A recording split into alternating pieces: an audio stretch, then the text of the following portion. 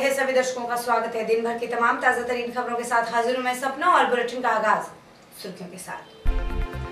7वीं बार ticket मिलने पर अपने लोकसभा क्षेत्र पहली बार पहुंचे सांसद निहाल चंद, पार्टी कार्यकर्ताओं ने किया जोरदार स्वागत। रवि मेघवाल के हत्यारों का सुराग न लगा पाने से डीवाईएफआई ने किया थाने का घेराव, पीड़ित परिवार को न्याय दिलाने की मांग। रवि मेघवाल हत्याकांड मामले में कोई सुराग न मिलने से लोगों में पुलिस के खिलाफ रोष, पुलिस प्रशासन पर लगाए गंभीर आरोप। और लोकसभा चुनाव की तैयारियों को लेकर जिला निर्वाचन अधिकारी जाकिर हुसैन ने ली अधिकारियों की बैठक। खबरें विस्तार से। लोकसभा चुनाव के लिए भाजपा ने अपनी टिकटों का वितरण कर दिया है और अगर इसमें गंगानगर हनुमानगढ़ की करें तो एक बार फिर से भाजपा ने 7वीं बार निहाल चंद पर अपना भरोसा जताया है। जी हां, दिल्ली से टिकट मिलने के बाद पहली बार सीधे हनुमानगढ़ के पल्लू में पहुंचे सांसद निहाल चंद का कार्यकर्ताओं के द्वारा जोरदार स्वागत किया गया। बता दें कि इससे पहले निहाल चंद मेघवाल 4 बार सांसद भी रह चुके हैं। लोकसभा चुनाव 2019 के लिए भाजपा ने एक बार फिर से गंगानगर हनुमानगढ़ से सांसद निहाल चंद पर अपना भरोसा कायम रखा है। यानी एक बार फिर से निहाल चंद मेघवाल चुनावी दंगल में होंगे। टिकट मिलने के बाद दिल्ली से सीधे हनुमानगढ़ के पल्लू में पहुंचे सांसद निहाल चंद मेघवाल का कार्यकर्ताओं के द्वारा जोरदार स्वागत किया गया। इसके बाद संग्रिया विधायक गुरदीप शाहपीनी ने भी सांसद निहाल चंद मेघवाल का स्वागत किया। इसके बाद एक बड़े से काफिले के साथ सांसद निहाल चंद मेघवाल का काफिला पल्लू स्थित मां ब्रह्मणी के मंदिर में जाकर रुका, जहां उन्होंने पार्टी कार्यकर्ताओं के साथ मत्था टेका और माता से जीत की कामना की। इस मौके पर निहाल चंद ने कहा कि अभी काफी कुछ अधूरे काम हैं जिन्हें पूरा करवाना जरूरी है। माता के मंदिर पे दर्शन करने के लिए आया हूँ। चुनाव ऐलान के बाद में मैं पहली बार माता ब्रह्मणी के मंदिर में आके अपने चुनाव क्षेत्र में जाऊंगा। इस खेल के मैदान में हम लोग चुनाव जीतें, इसलिए मैं प्रार्थना करने के लिए आया हूँ कि मां ब्रह्मणी का आशीर्वाद सदा ही हमारे साथ में रहे। और मां ब्रह्मणी के आशीर्वाद लेने के बाद में मैं चुनाव क्षेत्र में जाके और मैं समझता हूँ कि गंगानगर जिले में भारतीय जनता पार्टी की जीत निश्चित हो। हमारी प्राथमिकता गाँव में विकास की रहती है, पहले भी हमारी विकास की रही, अब भी विकास की रहेगी। और मैं समझता हूँ कि बड़ी बड़ी जो प्राथमिकता है, एग्रीकल्चर यूनिवर्सिटी है, मेडिकल कॉलेज है, ये बड़ी बड़ी है जो हमारे गंगानगर हनुमानगढ़ जिले में होना चाहिए। ये अभी तक हम लोग कर नहीं पाए, उसको हम लोग पूरा करेंगे। वहीं दूसरी ओर इस मौके पर भाजपा जिलाध्यक्ष बलवीर बिश्नोई ने कहा कि पार्टी ने उन पर एक बार फिर से भरोसा जताया तो उनकी जीत निश्चित ही है और इसके लिए पार्टी के बूथ लेवल से लेकर जिला स्तर पर हर कार्यकर्ताओं में जोश है और आने वाले दिनों में प्रधानमंत्री मोदी ही जीतेंगे। आज हमारे टिकट वितरण के बाद जो श्री गंगानगर हनुमानगढ़ से श्री निहाल चंद जी को 7वीं बार पार्टी ने चुनावी मैदान में उतारा है, तो इस समय जो कार्यकर्ताओं में जोश है, भारतीय जनता पार्टी जिला हनुमानगढ़ के बूथ स्तर से लेकर जिले के पदाधिकारी तक सब कार्यकर्ताओं में जोश है। जो मोदी जी ने और प्रदेश में वसुंधरा जी ने जो इस जिले में विकास के काम किए हैं, उससे ये जनता महसूस कर रही है कि पुनः एक बार मोदी जी इस देश के प्रधानमंत्री बने। इसके लिए प्रत्येक कार्यकर्ता आज भारतीय जनता पार्टी की फौज निहाल चंद जी के साथ है और पार्टी के साथ है। बता दें कि इस मौके पर सांसद निहाल चंद के साथ पीलीबंगा विधायक धर्मेंद्र मोची, संग्रिया विधायक गुरदीप शाहपीनी, भाजपा जिलाध्यक्ष बलबीर बिश्नोई, भाजपा युवा नेता अमित सहू, सूरतगढ़ से पूर्व विधायक राजेंद्र बहादुर सहित तमाम पार्टी के कार्यकर्ता मौजूद थे।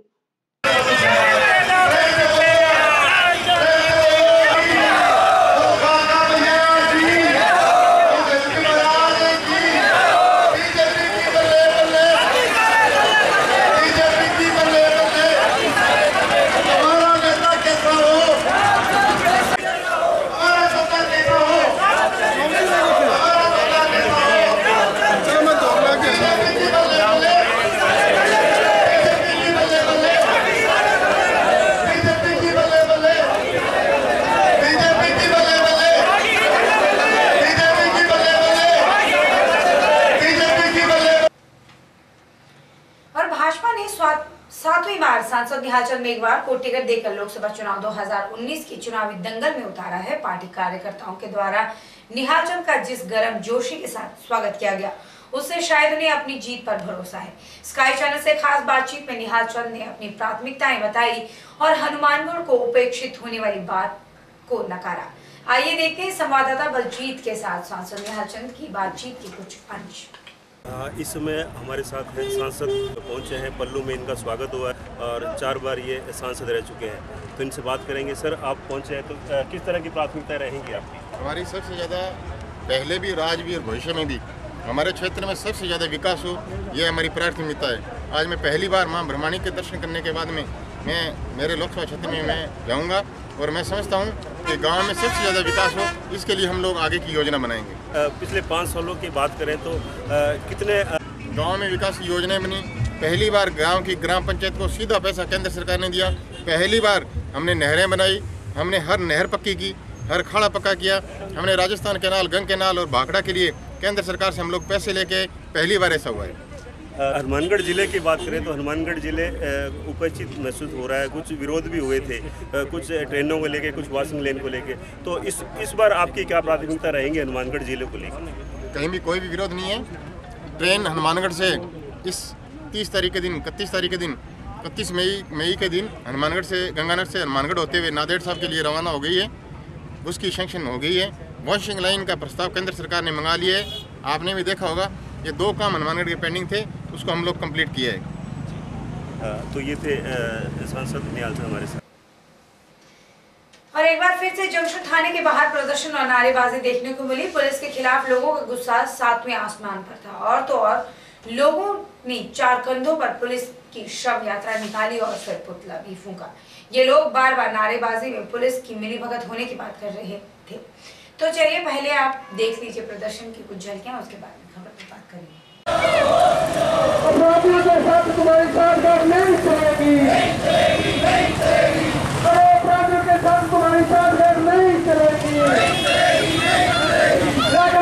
पुलिस प्रशासन मुर्दाबाद।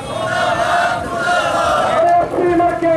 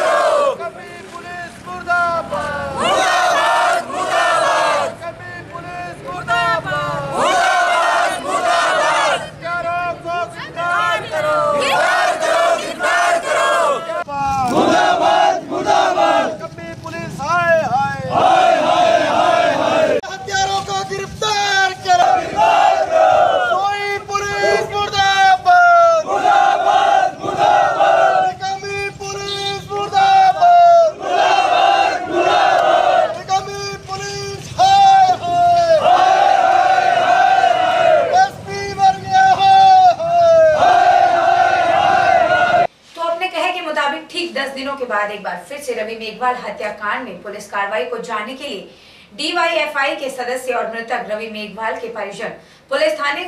के परिजनों ने पुलिस थाने का घेराव किया और आरोपियों को पकड़ने की मांग भी की। इस मौके पर नारेबाजी के बीच एएसपी चंद्रेश गुप्ता के साथ सदस्यों की वार्ता भी हुई, जहां चंद्रेश गुप्ता ने उचित कार्रवाई का भरोसा दिलाया।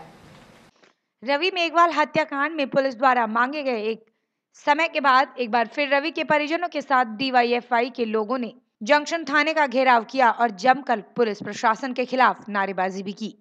इस सब के बीच एएसपी चंद्रेश कुमार ने सदस्यों से बात की और भरोसा दिलाया कि ब्लाइंड मर्डर केस में थोड़ा वक्त लगेगा, लेकिन उन्हें न्याय जरूर मिलेगा। ऐसा हत्याकांड जो बहुत संगीन वारदात है, तो उसको मैं ट्रेस नहीं कर पाया। हम खोलेंगे, ये पर्सनल लेवल की बात है, ये व्यक्तिगत भी। अगर ये कांड नहीं खुलता तो हमारा खुद का पर्सनल नुकसान है, परिवार का है, इसमें कोई शक नहीं। मैं 10 फरवरी को आया, तब से लेके, और इस वारदात का मुझे पहले नहीं पता था। 10 फरवरी को मेरी जानकारी में ये चीज़ आई और तब से जितना हमारे अंदर क्षमता है पुलिस के हिसाब से काम करने की, उतनी क्षमता के साथ मैं आपको विश्वास दिला रहा हूँ कि हम लग रहे हैं। आपको ध्यान है, अभी भिरानी में कोई 6 महीने पुराने मर्डर का खुलासा हुआ और उसमें कोई इस तरह की एविडेंस नहीं थी कि कोई प्रत्यक्षदर्शी हो, कोई आई विटनेस हो, और उस कांड का भी खुलासा पुलिस ने किया टेक्निकल रूप से, जो भी अपने साक्ष्य हैं उस हिसाब से। तो वही चीज़ हम कोशिश कर रहे हैं कि जल्दी से जल्दी इस कांड का खुलासा हो। इसमें कोई भी बात परिवार, समाज, पड़ोसी, कोई भी क्लू ऐसा हो जो हमसे अब तक शेयर नहीं हुआ है, वो आपसे अनुरोध है, विनती है, उस क्लू को हमसे शेयर करें। हो सकता है वो हमारे लिए कुछ महत्वपूर्ण हो जाए। और प्रयासों में कहीं कोई कमी नहीं है। आज मैं ये कहूँ कि हम 10% आगे 20% आगे 50%, ये जब खुलासा होगा तो 100% ही होगा। इसमें कोई 99% या 10% वाली बात नहीं होगी। इस पूरे मामले के बाद एक बार फिर से पुलिस ने 15 दिन का समय मांगा है। पुलिस का कहना है कि मामले में कार्रवाई की जा रही है, जिसके लिए पुलिस ने 2 स्केच भी जारी किए हैं, जिनके आधार पर छानबीन जारी है और जल्द ही वो आरोपियों तक पहुंच जाएगी। 26 दिसंबर को ढिल्लो कॉलोनी में रहने वाले रवि नामक व्यक्ति की 4 व्यक्तियों ने, अज्ञात बदमाशों ने हत्या कर दी थी, जिसके संबंध में हमारे पास प्रकरण दर्ज है और इसमें हमने विभिन्न प्रकार की टीमें गठित की जा रही है और इस प्रकरण को मुलजिमानों की पहचान के और उनकी गिरफ्तारी के प्रयास कर रहे हैं। जी, तो अभी ये प्रदर्शन जो चला है, इसमें वार्ता में क्या बात हुई है सर?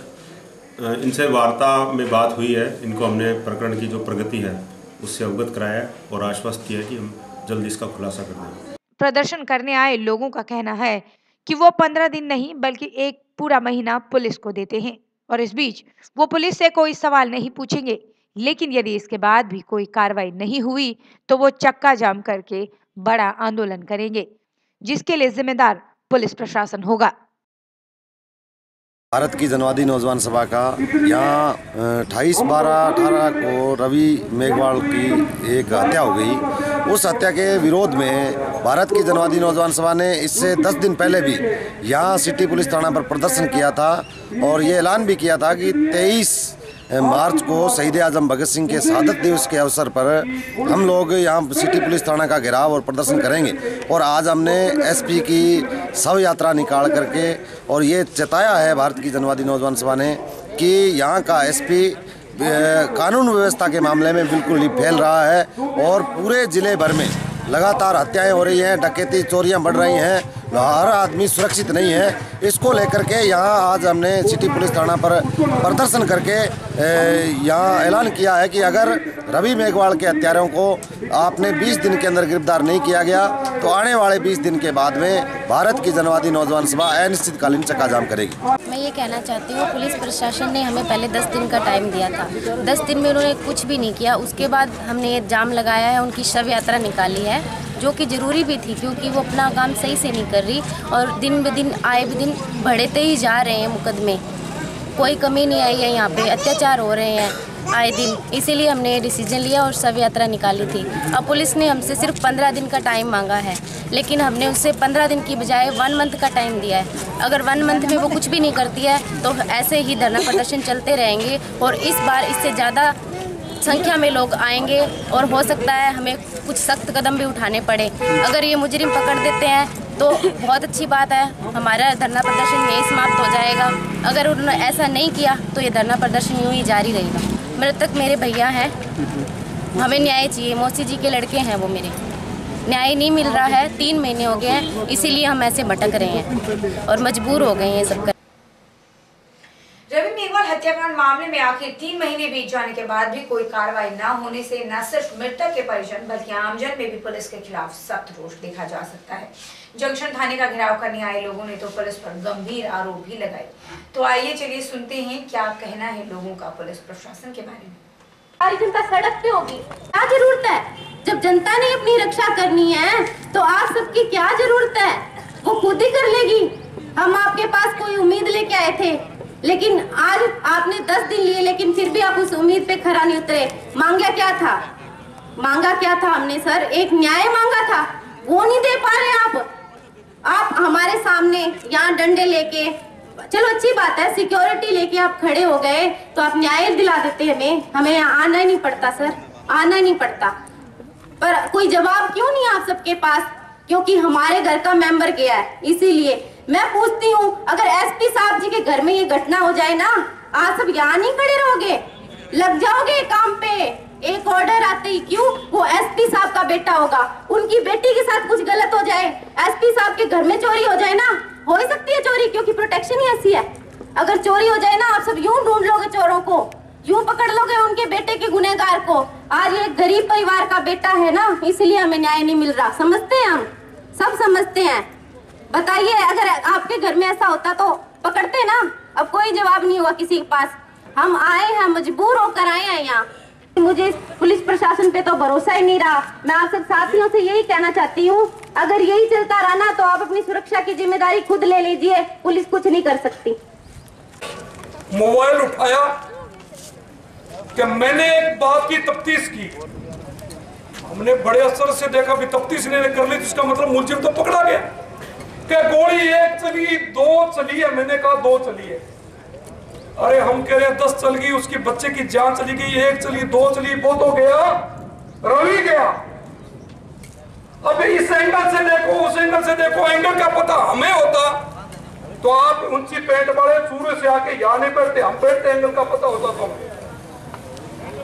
मैं जानता हूं कि इस क्षेत्र के अंदर चाहे कोई डॉक्टर आया या पुलिस वाला आया, ये डिप्टी भी यहाँ अंडर ट्रेनिंग एसओसी एसआई की पोस्ट पे आया था हनुमानगढ़ टाउन थाने में, मुझे याद है। और ये आदमी या फिर सियाही बढ़ के आया, फिर कुछ दिन चला गया, फिर आया, फिर अब डिप्टी बढ़ के आ गया। मुझे समझ में नहीं आता कि चूरू झुंझुनू का आदमी, हम ये चाहें कि वो आदमी अपने गांव की तरफ बढ़ना पसंद करते हैं, हम कहीं जाएं, अगर हमारा बच्चा कहीं सर्विस में हो, उसकी इच्छा रहती है भी मैं मेरे जिले में जाऊं। लेकिन ये जो यहाँ के जम गया, उसके दिमाग में एक रहती है हनुमानगढ़ और गंगानगर ना छोड़ूं, क्योंकि अपराधियों का गड्ढा सबसे ज्यादा पैसा है। सुराग नहीं लगा, और वो सुराग ये होना चाहिए था कि 3 महीने बाद ये घटनाएं जब हो रही है, अपराधों पर लगाम लगाने की बजाय पुलिस इससे ज्यादा निष्क्रिय हो गई। हर रोज चोरियां बढ़ रही हैं, लगातार लोगों को लूटा जा रहा है, लगातार लुटेरे अपना माल कमाने में लगे हैं, आम आदमी के अंदर भय का माहौल है। ऐसी स्थिति में हिंदुस्तान की आजादी के 70 साल बाद उन शहीदों ने हमें कुर्बानी इस बात के लिए दी कि हमारे देश में अंग्रेज छोड़ करके चले जाएंगे, इस मुल्क को अंग्रेजों से आजादी दिलाएंगे। लेकिन आजादी के 70 साल बाद जो शहीदों ने सपने देखे थे कि हमारे भारत देश में आजाद हिंदुस्तान के अंदर आदमी, महिलाएं, बच्चे, नौजवान, किसान, मजदूर, तमाम वो लोग सुरक्षित रहेंगे। और बुलेटिन में वक्त एक छोटे से ब्रेक है। ब्रेक के बाद भी खबरों का सिलसिला इसी तरह चलता रहेगा, आप देखते रहिए स्काई चैनल।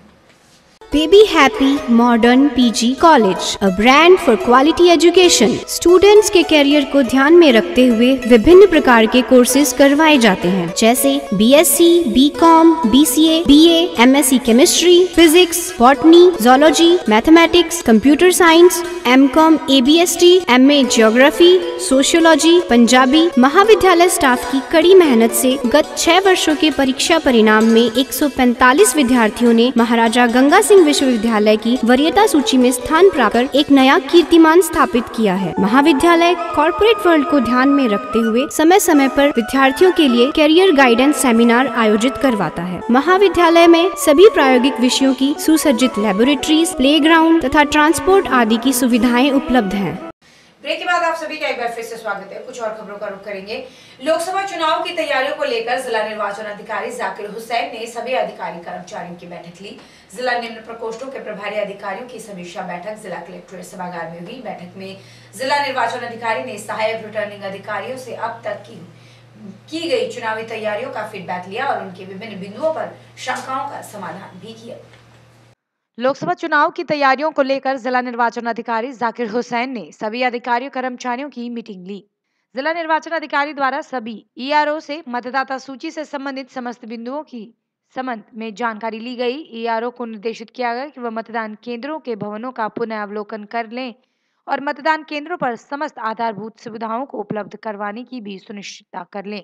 साथ ही विधानसभा वाइज नियुक्त की गई फ्लाइंग स्क्वाड टीम एसएसटी की टीम सुचारू रूप से कार्य कर रही है या नहीं, इसका नियमित रूप से निरीक्षण भी करें।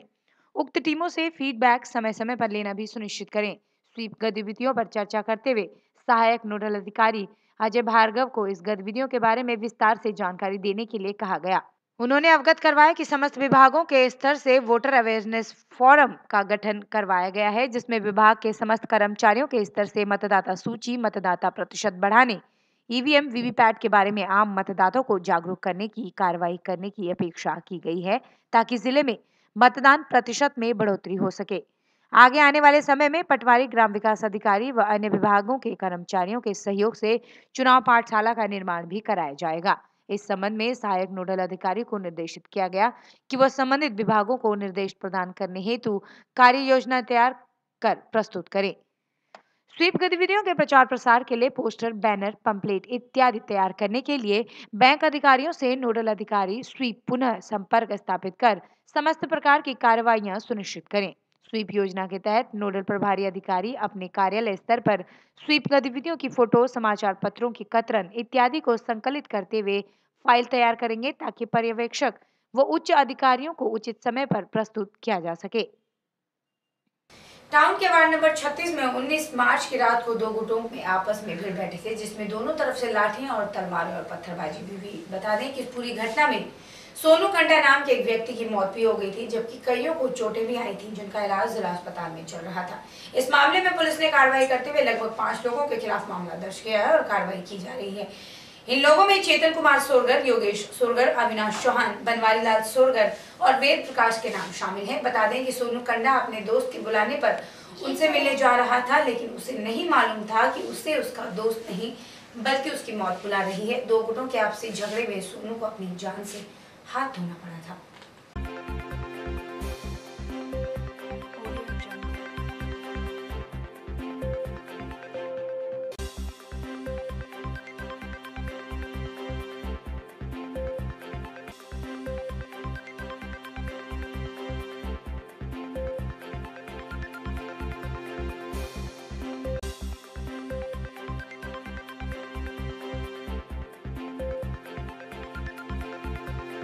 दिनांक 21/3 को झगड़ा हुआ। झगड़े में एक मीडिया नाम का व्यक्ति जिसके चोट लगी, जो भर्ती हो गया यहाँ पे, जिसको बीकानेर रेफ़र किया गया।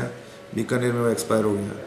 इस झगड़े में दो गुटों में आपस में झगड़ा हुआ, जिस पर मुकदमा दर्ज कर तफ्तीश श्रीमान सीओ साहब SC/ST निहाल सिंह जी कर रहे हैं। दौरान तफ्तीश इन्होंने अभी 5 व्यक्तियों को गिरफ्तार किया है, जिनके नाम चेतन, योगेश, अविनाश, बनवारी और वेद प्रकाश हैं, जिनको इन्होंने गिरफ्तार किया है और अनुसंधान अभी चल रहा है। आगे अनुसंधान में जैसी भी होगी कार्रवाई की जाएगी। लड़ाई का रीज़न इसमें आपस में मोबाइल की बात को लेकर के, बच्चों की बात को लेकर के हुआ था और वो आगे बात बढ़ती बढ़ती काफ़ी आगे बढ़ गई, जिसमें ये झगड़ा हुआ। हाँ, नशे के काम के लिए हमारे पास में तो ऐसी किसी ने सूचना कोई लिखित में दी नहीं है, लेकिन हम पता कर रहे हैं, जैसे भी कार्रवाई भी की जाए। टाउन के लोहा मार्केट में चोरों ने दिन दहाड़े एक दुकान पर चोरी की वारदात को अंजाम दिया। बता दें ये घटना बीती शाम की है, जब दुकानदार दो आए लोगों को सामान दिखाने में व्यस्त हो गए, लेकिन दूसरे व्यक्ति ने दुकान की तिजोरी से 90,000 के कैश पर हाथ साफ कर लिया।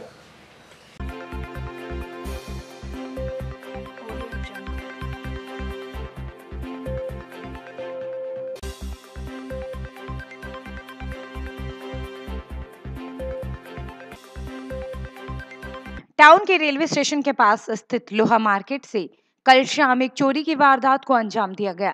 दुकानदार के सामने से चोर उसकी तिजोरी में से लगभग 90,000 के करीब कैश पर हाथ साफ करके भाग जाता है और कोई इसे पकड़ भी नहीं पाता है। दरअसल जब तक हकीकत का पता चल पाता, तब तक चोर वहां से 9-2-11 हो गया।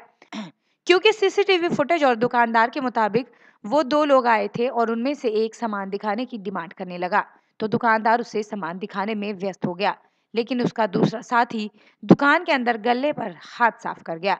जैसे दुकानदार को उनके व्यवहार पर शक हुआ, तब तक लुटेरे वहां से चलते बने। दुकानदार का कहना है कि घटना के दूसरे दिन भी पुलिस ने अभी तक मामला दर्ज नहीं किया है। दुकान के ऊपर काउंटर के ऊपर बैठा हुआ था, 2 कस्टमर आए हमारी दुकान के ऊपर और एक ने तो मुझे उलझा लिया और दूसरे ने गल्ले तोड़ के पैसे निकाल के वो भाग गए। तकरीबन 92,000 रुपया तकरीबन था उसमें।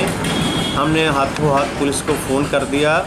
पुलिस 15 मिनट बाद पुलिस आ गई। उसने इन्वेस्टिगेशन तो शुरू की है, लेकिन उसका कोई हमने आसपास की जो कैमरे वाले थे उनसे भी जांच की है। वो कईयों पे क्लियर नहीं आया, 1-2 पे क्लियर आया है, लेकिन पुलिस अभी दर्ज नहीं कराया। लेकिन पुलिस कह रही है कि हम पूरी तरह से लगे हुए हैं। कितने जने थे वो लोग?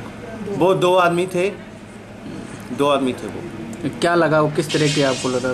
वो पहली जब हम आए तो कुछ पता नहीं लगा, लेकिन जब उन्होंने कर लिया तो फिर वो भाग लिए। तो अपराधी प्रवृत्ति के लगते हैं वो। दिन दहाड़े हुई लूट की इस घटना से सभी हैरान भी हैं और परेशान भी।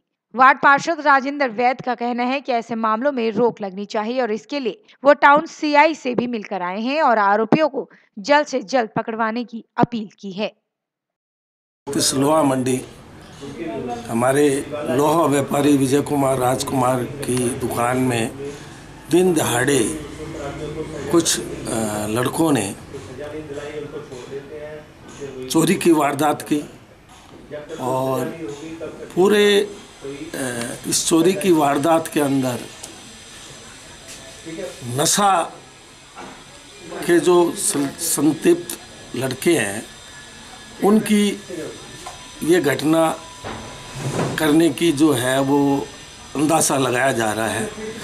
और शहर के अंदर दिन दहाड़े व्यापारियों के साथ ऐसे लूट शोट बड़ी दुखद घटना है। हम जो है इस घटना की निंदा करते हैं और इस घटना के साथ व्यापारियों के साथ मिलकर हम पुलिस थाना हनुमानगढ़ टाउन में शाही साहब से मिलेंगे और इनके जो है वो जिसने भी वारदात की है उनको तलाश करने की हम प्रयास करेंगे। गिरोह का लगता है इसी गिरोह ने आज से 1 साल पहले भी हमारी वाली लाइन में 3 दुकानों पे ऐसे इंसिडेंट किए हैं और पुलिस ने कोई कार्रवाई नहीं की, उनको ना कोई सज़ा दिलाई है, ना कोई पकड़ पाए हैं। तो ऐसे ही पकड़ के छोड़ देते हैं, कार्रवाई नहीं होती। ये दुख का विषय है। ऐसा पक्का नहीं कह सकता कि दुकान पे आए हैं, ऐसा कुछ। 4:30 बजे सूचना मिली थी कि विजय कुमार राजकुमार नाम से आयरन स्टोर की फर्म है लोहा मार्केट हमारा टाउन में। वहाँ कोई 2 आदमी, 2 लड़के 25-1 साल उम्र है लगभग दोनों की, वो कोई पाइप खरीदने के बहाने इस दुकान पे आए और जो दुकानदार हैं श्री विजय कुमार जी, उनको और जो दुकान पे काम करने वाला लड़का था उनको एक आदमी पाइप तुलवाने के बहाने थोड़ा सा उधर बिजी हो गए और जो दूसरा लड़का था उसके साथ में आया हुआ उसने उनसे नज़रें बचा कर गले में से रखे हुए करीब 90,000 रुपये वो निकाल लिए। उनको थोड़ा सा जैसे शक हुआ भी वो अंदर क्या कर रहा है, तो उन्होंने थोड़ा पूछने की कोशिश करी, इतने में वो दोनों ही भग लिए। तो पीछे भगा वो लड़का इनके दुकान पे जो काम कर रहा है और शोर मचाया। पास वाले दुकान वालों ने पीछा किया, लेकिन वो दोनों अलग अलग रास्तों से होते हुए नज़र बचा के भग गए। उसके बाद में हम सीसीटीवी फुटेज के आधार पे थोड़ा उनका चेहरा वेरीफाई कर रहे हैं और 1-2 जगह से थोड़ी फुटेज मिली भी हैं। तो तफ्तीश इसमें चल रही है, तलाश मुलजिमान की। अभी मुकदमा दर्ज करवाएंगे तो उसी हिसाब से आगे कार्रवाई करेंगे। और बुलेटिन में आज के लिए इतना ही। कल आपके सामने कुछ और खबरों के साथ पेश होंगे, तब तक के लिए मुझे दीजिए इजाजत। नमस्कार।